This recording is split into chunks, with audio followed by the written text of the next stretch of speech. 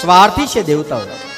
હા, આજ સુધી રત્ન નીકળવાનું ઘણું બધું થવાનું હતું તો ભાગ નહોતો દેવાનો, પણ વિષ નીકળ્યું. હા, દુઃખમાં બહુ ઈચ્છા હોય ને મને તમને, દુઃખ પડે તો બહુ ઈચ્છા હોય દુઃખમાં કોક ભાગ પડાવે. દુઃખમાં જો ભાગ કોક પાડે એવી ઈચ્છા હોય તો કોકમાં કોક દિવસ સુખ હોય ને એને વેચો. તમને મળેલું સુખ એનો ભાગ આપો. કવિ મકરંદ દવી કહે, ગમતા ન એલા ગુંજે નો ભરીએ, ગમતા નો કરીએ ગુલાલ. એટલે આવતી ને ગમત ગુલાલ, એમાં એ કડી આવતી.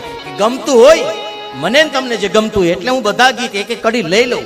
શા માટે? મને ગમે એ મારે ન રખાય, થોડુંક વેચાય તો તમને આનંદ આવે. તો ગમતું એને એલા ગુંજે ના ભરીએ, ગમતા નો કરીએ ગુલાલ.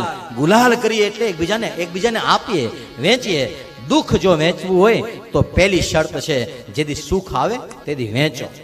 આપણા દુઃખમાં કોક ભાગ પડાવે એવી ઈચ્છા હોય તો ક્યારેક કોકના દુઃખમાં ભાગ પડાવો. જો તમે ઈચ્છો છો, કારણ કે જેવી કરો છો કરણી એવી ફળે છે.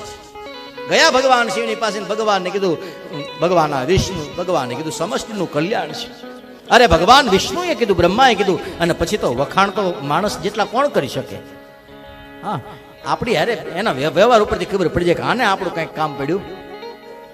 હા, ઘણા લોકો કારણ વિના આપણી સામે દાંત કાઢે તો સમજવાનું કે 2-3 દિવસમાં આપણે કંઈક આપણું કંઈક કામ હશે.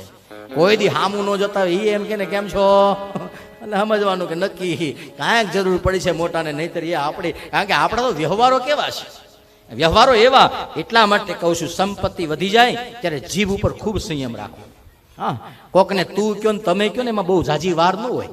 તું કયો તોય કોકને એટલી વાર લાગે, કોકને તમે કયો તોય વાર લાગે, પણ તું કયો એ કોઈને ગમે.